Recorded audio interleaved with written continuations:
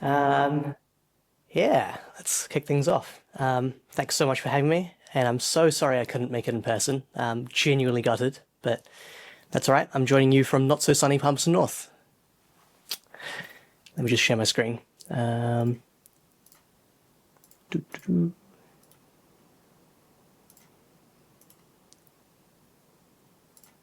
Right, hopefully you can all see that. I've got slides. So, I wanted to kick things off by asking you all a question, which is, do you want to create the kind of gaming experiences that players fondly remember for years and years and years? In other words, do you want to create the kind of games that really stick with people for a long time? Because if you do, then I've got a little exercise that I want to do with you, okay? I want you to think of your all-time favorite music. Now, that could be music that you've kept on a very carefully curated Spotify playlist. Maybe it's a collection of CDs that you own, cassette tapes, vinyl records if you're into that kind of physical media, and if you're not broke like I am. Whatever the case, I want you to think of your all-time favorite music. And I want you to ask how much of that music is special to you because it reminds you of something or someone that you're really fond of. Something or someone that means a lot to you personally. Now, as an example, it could be music that a friend recommended to you a really long time ago, and maybe you don't talk to that friend very much anymore, but every time that music comes on, you think of that friend, and you wonder how they're doing.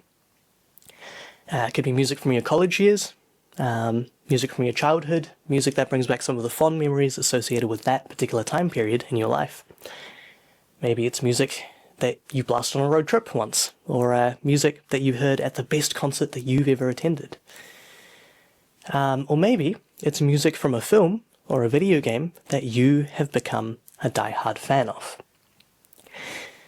You see, the point I'm trying to make is that when you've experienced music through the lens of the life that you have uniquely lived, music has this ability to create these mental associations with people, places, and moments in time, including the fictional ones that you might experience through a video game. In other words, we could say that music is tied to memories, which sounds obvious, but for game developers looking to create memorable gaming experiences, this is a superpower. And games can and should tap into the superpower, but they actually very frequently don't, because I find that so many studios and so many game developers still fall into the trap of treating their game's soundtrack like background music. Something to get the player into the zone, something to create a vibe, and not a whole lot more than that, which it's a real shame, because when you think of the most iconic soundtracks in gaming, some of the most popular soundtracks ever, for one thing, they do a lot more than just background music. For one thing, they give games a uniquely identifiable sonic identity, in a way that you can hear the music and immediately identify what game it came from. But more importantly, the music solidifies the emotional connections that players form with the worlds that you have crafted for them to explore and fall in love with, or the worlds that developers have crafted for them to fall in love with. And that music is always going to be tied to those emotional connections. So, in the same way that certain pieces of music will take you back to moments from your life, your game soundtrack can serve as a way for your players to relive their favorite moments from your game over and over again, long afterwards. But to do that, your soundtrack obviously needs to be really damn good. We often talk about games having replay value, but game soundtracks can and also should have replay value. So this leads me to the whole reason that I'm doing this talk in the first place, which is that many games today go for an orchestral soundtrack. In other words, music that uses the sounds of an orchestra to achieve that cinematic, epic, symphonic kind of feel, that larger-than-life kind of feeling. And who could blame them? Because I don't need to tell you how powerful and how beautiful orchestral music is. There's not a single person in this room that hasn't experienced orchestral music for themselves. We've all heard it in films, we've all heard it in TV shows, and of course, we've all heard it in video games. Obviously, AAA classics like The Elder Scrolls, Elden Ring, Dark Souls, but also indie classics like Hollow Knight, Ori, or In the Blind Forest, Journey. All of these games feature some of the most breathtaking orchestral music ever created, and so it's not surprising that lots of developers want orchestral music for their games too. The issue, though, is that, well, orchestral music is very, very, very easy to get wrong. And actually, many games do get it wrong, especially in the indie space. And the reason for this is because there is a heck of a lot more to producing orchestral music well than a lot of people realize. You see, I'm a little bit behind my slides. You see, you think about video games as only being around for maybe a few decades at most, but the orchestra and the instruments that make up an orchestra, they've been around for centuries. They've been around for a lot longer. And so writing orchestral music is really a specialized skill. It's an art form that takes years to learn and a lifetime to truly master. Now, there's no shortage of talent in the games industry today. There's lots of people out there that can create music in a wide range of styles and genres, and they're very, very, very good at it. But when it comes to orchestral music specifically, it is an art form that requires specialized study, and not every composer has undertaken that study. It does take time, and a lot of people haven't studied it as an art form. Now, those composers are sometimes put to work by studios and developers who don't understand how specialized orchestral music really is, and why that's the case. And unfortunately, the end result of that is that their games end up with what I'd describe as an inauthentic orchestral soundtrack. In other words, the music may include the sounds of an orchestra, but it does so in a way that doesn't reflect what a real orchestra sounds like, what a real orchestra is actually capable of. So why is this an issue? Why does this matter? Why should you care about this if you're looking to feature orchestral music within your game? Because ultimately, orchestral music works and sounds best when the orchestra has been used to its fullest potential. If it isn't, then ultimately your game misses out on everything that orchestral music is good at, which is moving people, giving them goosebumps, hence the title of my presentation. Think of it like owning a sports car, right? If you own a sports car, you're not just going to drive it around in the city, take it to the McDonald's drive-thru. No, you're going to take it to the track. You're going to do what it's designed to do. You're going to use it to its fullest potential. So orchestral music, it's much the same. If you have orchestral music within your game, you've got to use it to its fullest potential in order for it to be truly effective. But here's another point to consider. We've all experienced orchestral music before, and your players have too, in the same films, TV shows, and video games that you've all experienced it in. And so this creates a little internal benchmark in quality for a lot of people. And if your orchestral soundtrack doesn't quite hold up in terms of that benchmark, then it can really create a perceived drop in quality for the overall game. After all, game audio is 50% of the player experience, so it's really important to get it right. And all of this impacts your soundtrack's replay value, as we discussed at the outset. So, we have identified our problem. Orchestral music is very easy to get wrong, and actually a lot of games do get it wrong. So, what can we do to avoid this? Let's talk solutions. So, ultimately, for composers, it's up to us to study the art form. We have to really put in the hours. We need to learn the tools required to produce orchestral music well, and we have to get really good at it. But for developers and for studios, before you even start hunting for people to help bring your soundtrack to life, it's really important to understand what goes into creating orchestral music authentically. And so, that's what we're going to talk about. I'm going to give you a little peek behind the curtain, and I'm going to show you what it takes to create orchestral music authentically, how we can use that knowledge to move your players, how we're going to give them goosebumps, as it were. And then finally, we're going to talk about how we can do all of this on an indie budget. And don't worry, I'm going to discuss all of this in a way that is going to be easy to understand, even if you have no musical background. So don't worry, you're in good hands. But first, you've just met me. Most of you probably have no idea who I am. And so I'm going to introduce myself and talk a little bit about why this clown is qualified to talk about orchestral music. So, my name's Sai. I am a freelance composer, which is a fancy way of admitting that I invested all my skill points into music instead of something that would actually earn me a stable income. I love video games. I love video game music. I'm currently working on 2. adaptory and shifters. In fact, I believe adaptory is being showcased in the Kiwi Games Zone just outside, so be sure to check it out. And, where I might have missed out on all the benefits and comforts of a standard, stable 9 to 5, I've actually gotten to do some really cool things. In terms of my career highlight, it's definitely been getting to work with our very own New Zealand Symphony Orchestra on several occasions. Actually, last year, they handpicked 3 of my pieces to perform, 2 of which were performed in mainline concert programs, and then one of them was recorded as part of an annual recording session that they do for New Zealand composers. In fact, they recorded a brand new piece of mine just last month as well. Now, none of those recordings are out yet, but the first one is due to be released very soon, so... yeah, if you don't know much about the NZSO, by the way, the New Zealand Symphony Orchestra, they are our world-class national orchestra. They're some of the best musicians in the world, and they've actually recorded soundtracks that you've all heard. They've done Mortal Engines, Wish Dragon, The Hobbit. They even did the score for the Minecraft movie, which was awesome to find out. And they also recorded parts of Titanfall 2, the video game. So, yeah, all soundtracks that you've heard. If you want to learn more about what it takes to work with the NZSO on your game projects, you should stick around for Claire Wackrow's talk, which is straight after mine. You can learn what it takes to get your music recorded by the NZSO. But that's a little snapshot into what qualifies me to talk about orchestral music, I guess. But back to our talk. Firstly, we're going to talk about what it takes to create orchestral music authentically. And to make this really easy to understand, I'm going to break this process down like it's a video game. Okay? So, writing orchestral music is a lot like playing a really elaborate tactical RPG. There's role-playing game elements, but actually the focus is on the resource management, the strategy, and the bit where you have to get a bunch of different moving parts to work together coherently.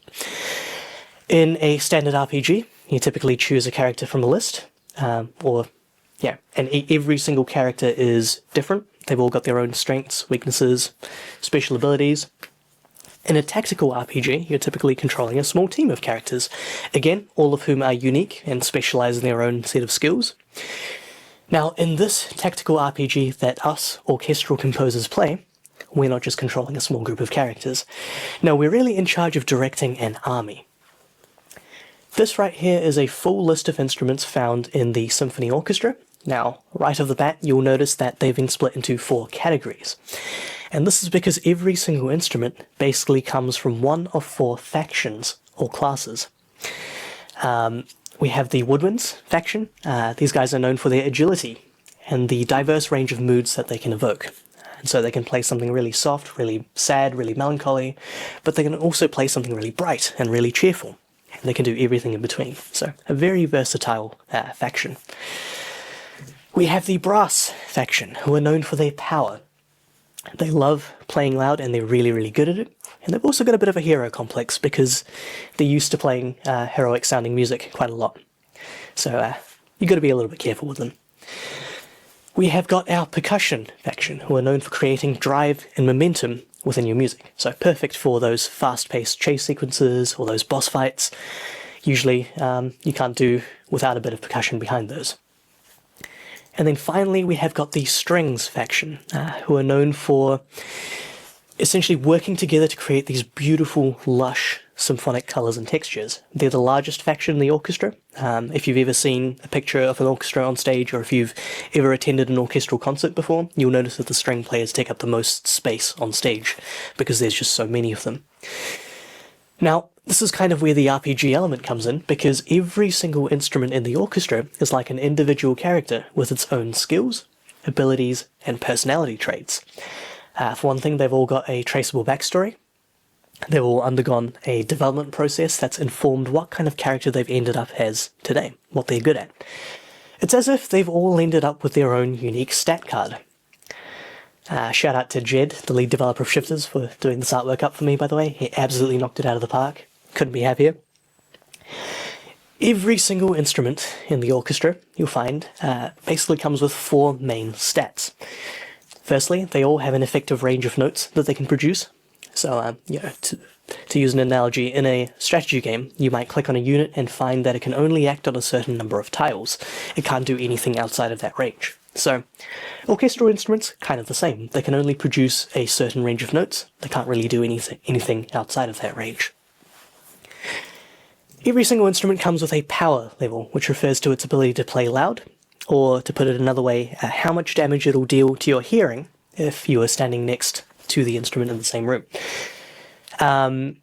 Some instruments are naturally very loud, like the trombone. Assuming 10 is the highest stat rating you can get to, you'll notice that the trombone has a power level of 10, because it's loud. It's a trombone. You're gonna hear it. Every single instrument has a speed level, or an agility level, which refers to its ability to play fast, or to string lots of notes together in a short span of time. Some instruments are naturally very agile, like the piccolo. You'll notice it has a speed rating of 10. Other instruments are quite big, they're quite bulky, they take a lot of effort to make noise with, and so those instruments tend to be a lot less agile, like the trombone. You'll see it only has a 5 on the agility rating, or the speed rating. And then finally, every single instrument has a stealth stat, a stealth level, which refers to its ability to play without drawing attention to itself. Some instruments will stick out like a sore thumb no matter what they're playing. Other instruments are good at being more subtle. They're good at blending in and camouflaging themselves within the rest of the orchestra. Now, there's 2 instruments here on screen, but as a matter of fact, every single instrument on this list has a stat card of its own. And so this is where the strategy aspect comes in, because in a traditional strategy game, you're typically looking at the playing field from a top-down, bird's-eye kind of view. You're thinking very big picture. As orchestral composers, we're also looking at the orchestra from a top-down kind of view. We're thinking very big picture, we're considering all the instruments together, and in the same way that in a strategy game you might select units and issue them instructions to follow, like, move here, attack this tile, defend this payload, so on and so forth. As orchestral composers, we're basically doing the same thing. We're issuing every single instrument a sequence of instructions to follow. Or that we're picking instruments out and we're giving them instructions. Instructions such as what notes to play, and when to play them, how fast to play, how loud or how quietly, when to get louder, when to get quieter, and also a bunch of other things like when to pause, when to speed up, when to slow down, all kinds of things, right? There's a multitude of instructions we could issue. Now, when we issue these instructions, we have to keep 2 things in mind. Firstly, do these instructions take into account what the instrument is good at doing? Do these instructions line up with the instrument's stat card? In a video game, you'd never instruct a long-range sniper character to fight up close in a melee setting. That's just not what they're good at. It's not what they're designed to do. So in the same way, with orchestral music, you'd never instruct one instrument to do something that's naturally suited to another. We have to take into account the instrument's stats, its strengths, its weaknesses, what it's capable of doing. So that's the first thing. The second thing we have to keep in mind is that we issue these instructions with a common goal, and that goal is to coordinate instruments to work together to create the right kind of musical magic for each single moment. We're basically getting them to team up and create combos. That's one way to look at it. And when we do this, we also have to make sure that instruments are well balanced. If an instrument is really sticking out, drawing attention to itself, creating a ruckus, as it were, there has to be a really good musical reason for that. Otherwise, it's going to take away from what the listener is hearing. It's going to be a distraction. So this is just a little snapshot into the thought process behind writing orchestral music, and you can start to see why it takes so much time to learn.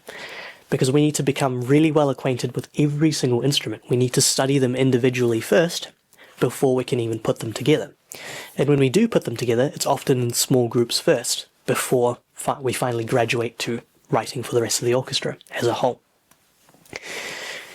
Now, how do we use this knowledge to give your players goosebumps? How do we move them?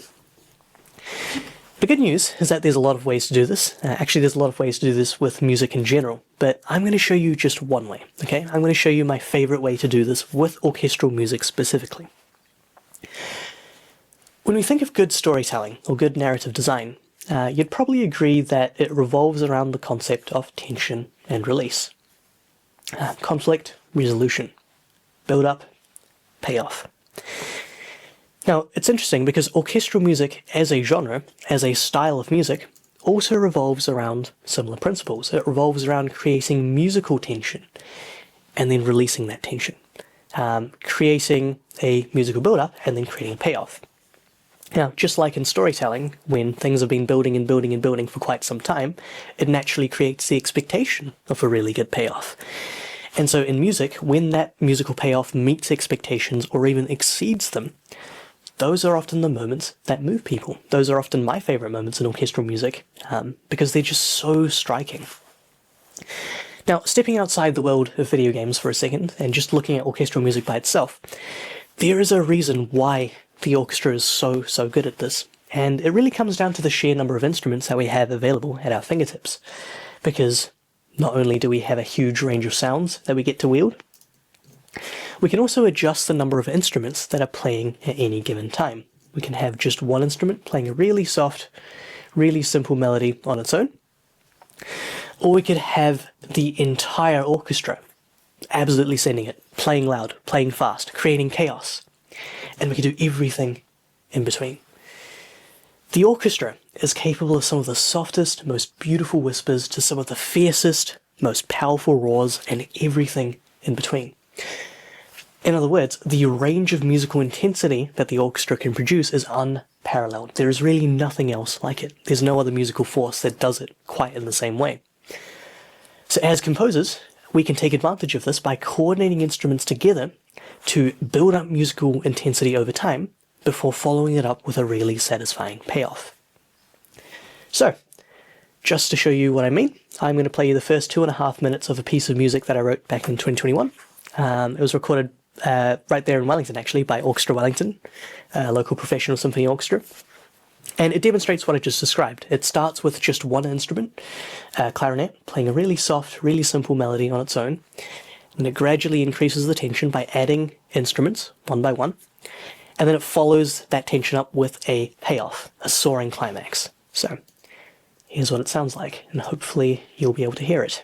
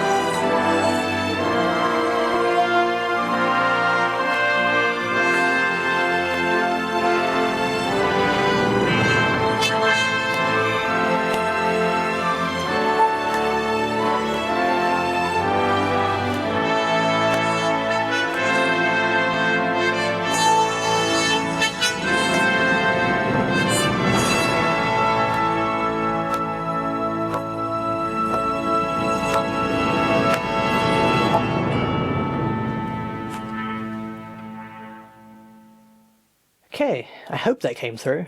I asked in the chat if it did, but I didn't get a reply, so I'm taking that as a yes.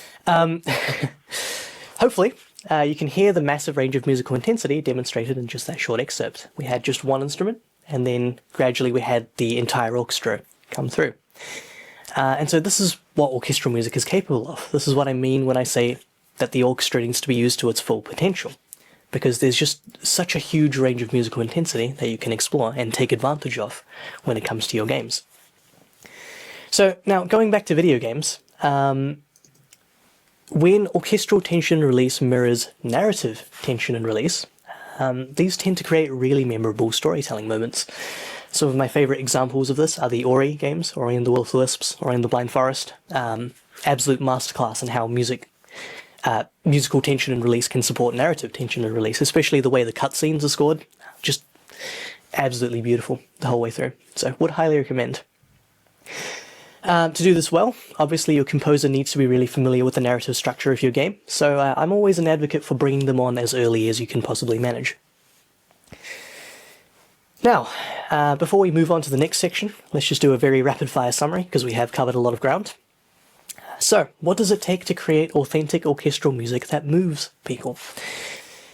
Firstly, as composers, we need to know every single instrument's abilities, traits, strengths, and weaknesses. In other words, we need to be well acquainted with their stat cards. We need to be able to use that knowledge to coordinate these instruments together to create the right kind of musical magic for every single moment, to create the right combos for every situation. And then finally, we need to be able to use the orchestra's huge range of musical intensity to effectively support moments of tension and release. And what does this do for your game? Well, ultimately you end up with a really beautiful, really authentic orchestral soundtrack, one that has transcended the realm of just being background music. Now, how can we do all of this on an indie budget? Because let's face it, hiring an orchestra is expensive. It is a massive financial undertaking, one that's well out of reach for a lot of indie studios. So, what can be done? Actually, the vast majority of orchestral game music today isn't produced by recording live musicians. It's actually produced on a computer using a piece of software known as a virtual instrument. Actually, multiple virtual instruments. This is essentially software designed to replicate the sound of real orchestral instruments on a computer. There's tons of these in the market today. Every composer and his dog owns a stack of these, including myself. I don't have a dog, but anyway. Do you remember at the start of this presentation when I said that orchestral music is actually very easy to get wrong? Yeah. Virtual instruments are pretty much the entire reason why. Because suddenly it's possible for someone who's never studied orchestral music as an art form to have access to orchestral elements, orchestral sounds. The thing about using virtual instruments is that they come with pitfalls, right? Firstly, they make it very, very easy to write music that is impossible to play in real life, because when you're producing music on a computer, you're no longer constrained by the same physical limitations of real instruments, which sounds like an advantage, but suddenly it's possible to do some truly stupid things like take a trombone section and get them to play loud and fast for 10 minutes straight without taking a single breath. Something that is impossible in real life. Something that a real orchestra wouldn't do. Something which is inauthentic, right? And so there's lots of these little situations that can crop up. But even if your music is all really well written and accounts for the orchestra, virtual instruments can also make your music sound like it's being played back by a machine rather than actual humans. And that isn't what orchestral music is meant to sound like. It's meant to sound really human, really natural, really emotive, really expressive. And that sound is actually very, very hard to recreate on a computer. Let me show you why. So, let's strip away the orchestra for a second and let's just take one player. Let's imagine we've got a trombone player sitting in front of you. And we're going to get them to play one note for 2 seconds straight, okay? So just creating one constant noise for 2 seconds. This right here is a visual representation of that note. We've got the 2-second timeline down the bottom, and the blue rectangle is the note itself across time. Now, with any note played by any orchestral instrument, it's going to have a start, a middle, and an end. Now, the start of the note could be very quick, it could be very abrupt, or it could fade in a bit slowly. Same with the end. The end of the note could cut off very abruptly, or it could fade out, as it were. It could end in a much more subtle way. And in the middle of the note, practically anything could happen here. The note could get louder, it could get quieter, it could wobble around for a bit, it could even slide up to a different note, because that's something a trombone player is capable of doing, sliding up to a different note because of that slide mechanism. Now, When a real musician is playing music, they're stringing multiple notes together. And every single note will start and end slightly differently. And the middle of the note will also be different, depending on what the music needs. Some of this variation will be deliberate on the musician's part, but some of this variation is just human nature. A trombone player isn't going to blow a perfectly constant, steady, machine-like stream of air through the instrument across the full 2 seconds. There's always going to be a little bit of natural variation, especially at the start and end of notes as well. So, we have to take into account all of that when we're producing orchestral music on a computer using virtual instruments, because the computer obviously doesn't know when and how to vary each note. It has no sense of musical instinct. By default, every single note it plays back will start and end the exact same way. And so if we have that trombone player as an example, and if they are to play a sequence of notes, and there's no variation in those notes at all, this is what it's going to sound like.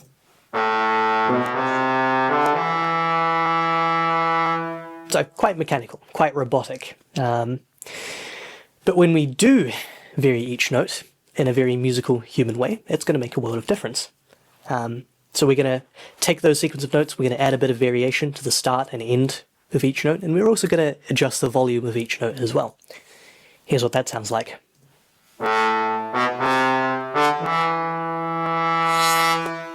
It's a world of difference, right? I'll play you the 2 examples again. So this is without any variation.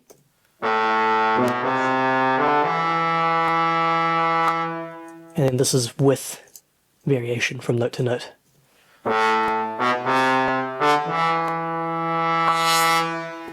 So that it makes a difference, right? Because that second trombone doesn't sound machine-like, it's got a bit more of that human touch. So when we're producing orchestral music on a computer, we have to think like a real orchestral musician. For every single note that we write, we have to ask ourselves, how would a real musician play this? Because if we don't, then, well, you end up with a very mechanical, very unnatural sounding orchestral soundtrack. Learning how to do this takes time and practice. There's no way around that. It took me years and years and years to figure out how to get to a point where I was using virtual instruments to create that really human-sounding orchestral sound. The way that us orchestral composers do it, by the way, we actually perform every single note in ourselves using a keyboard. And by doing this, we can actually add these imperfections on the fly. So if I bring up that picture of me from the start of this presentation, you can see I've got one hand on the keyboard, on the actually playing the notes, and then my left hand is controlling some sliders on the left.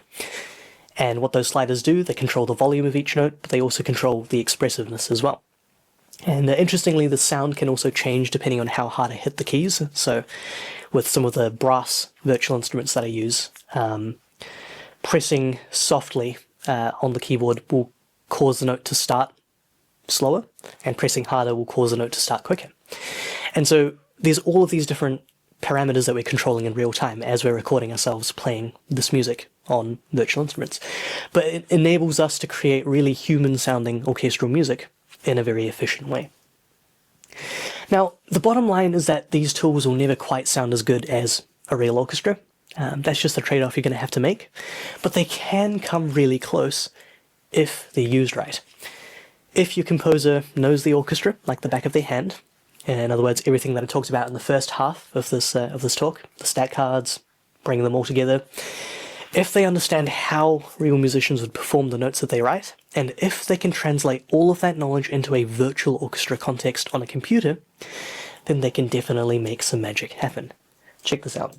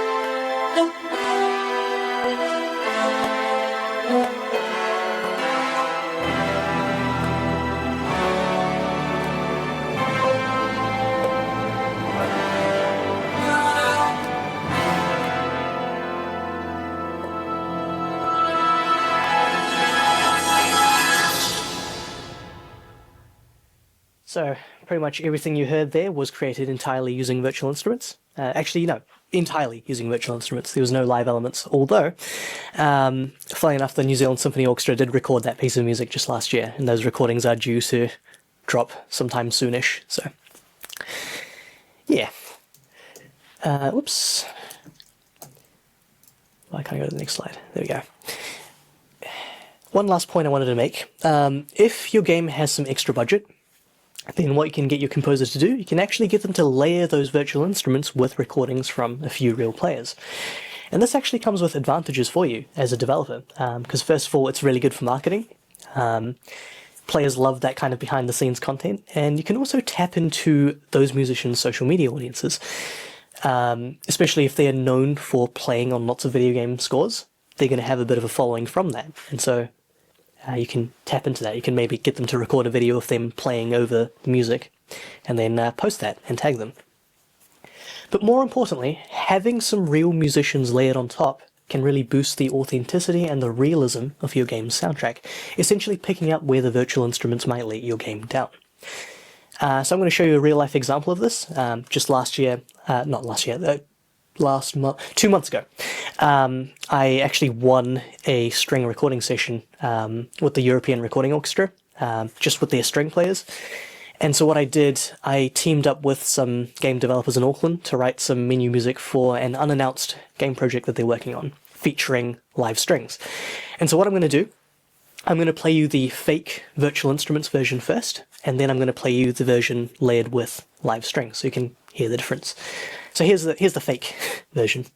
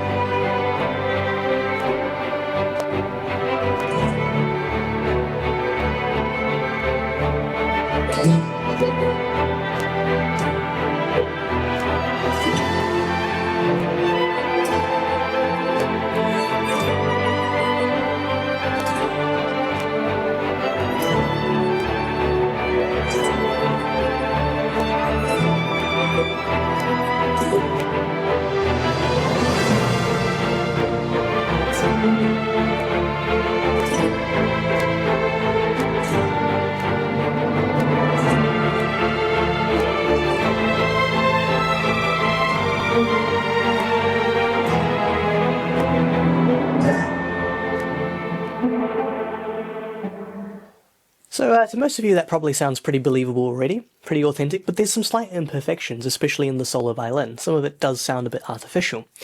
So here's what happens when you layered that snippet with recordings from real live string players.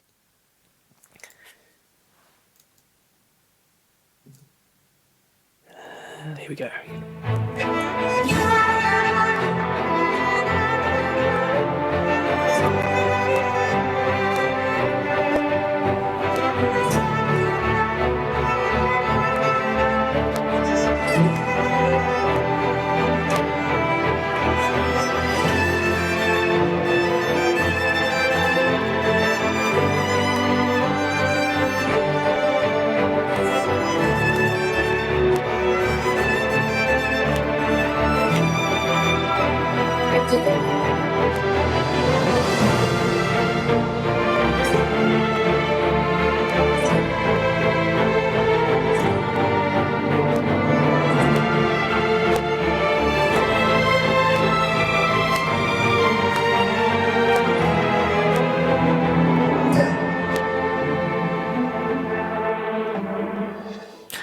So those live strings, they add so much more depth, right? Because there's now a very human touch to the whole piece that wasn't necessarily there before.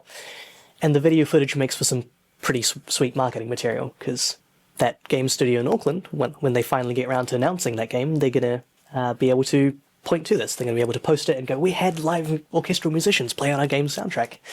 And it's going to be really cool. It's going to create a bit of a buzz. So, we have covered a lot of ground. And we're pretty much at the end. Well done. Very quick rapid-fire summary of everything we talked about, right? So at the start of this talk, we identified a pitfall. We identified that games risk ending up with inauthentic orchestral soundtracks. soundtracks that may use the sounds of an orchestra, but not in a way that reflect what a real orchestra actually sounds like. And we talked about why it happens. Orchestral music is a specialized art form. It takes years and years to learn, and honestly a lifetime to truly master. And not everyone has properly studied it. And so, to do its job really well, the orchestra needs to be used to its full potential. When it isn't, your game ultimately misses out on everything that orchestral music is really, really good at, which is moving people. Remember when I talked about the huge range of musical intensity that an orchestra can produce? That's what I mean when I say it can be used to its fullest potential. And so, what does it take to avoid this pitfall and create a really good, authentic orchestral soundtrack? Firstly, your composer needs to know every single instrument stack card and how to make them all work together. We need to be able to. We also need to be able to coordinate them together to create musical tension and release it. Secondly, we need to learn what real musicians sound like and how they play. And we also need to know how to use those virtual instrument tools to replicate the sound of a real orchestra. And this is especially important if you're on an indie budget and you can't really hire a full symphony orchestra, which probably most of you are in that boat.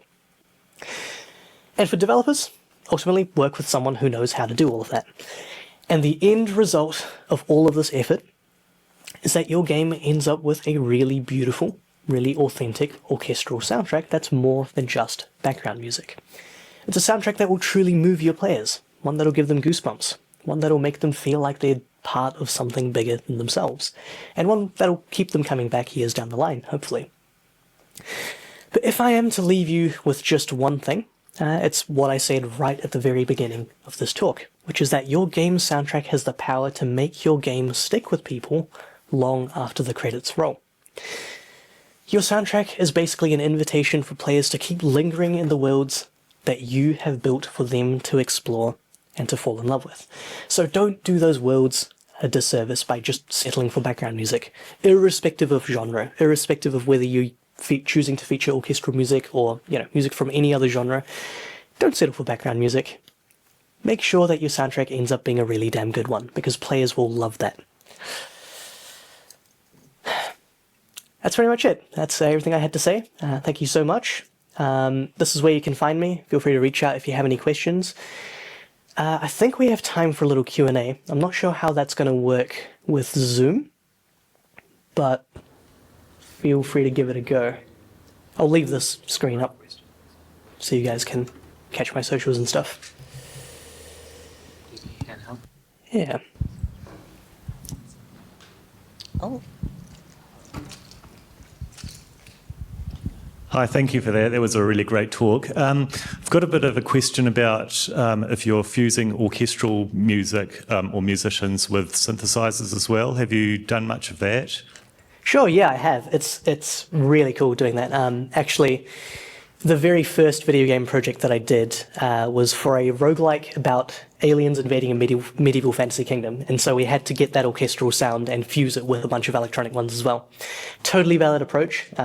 It sounds awesome. It's a very common thing, and it can also work to give the orchestra a more of a unique sort of sonic signature, if that makes sense. So. Cool. Yeah, I love doing that. Are there any particular practical considerations for doing that? Like blending and all that sort of thing? Yes. In terms of mixing, obviously you want to make sure that the electronic elements sort of sit in the same physical space as all the orchestral ones. So reverb, obviously, but also making sure that the synthesized elements don't step over what the orchestra is doing. You kind of have to treat them as part of the orchestra in a way and make sure that they're not interfering with anything the orchestra is doing and vice versa. So it's really about creating space for them. But it can totally be done.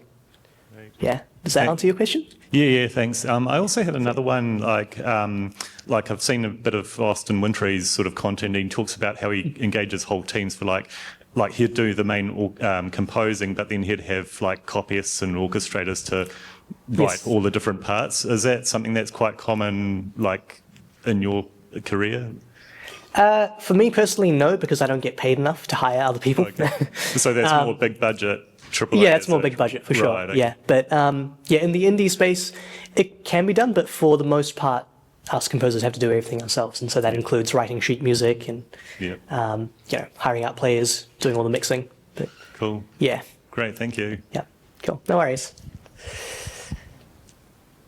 Anyone else have any questions, or are we good? Nope. All right. Okay, no more questions, and we'll finish there. Thank you. Sweet. Thank you so much.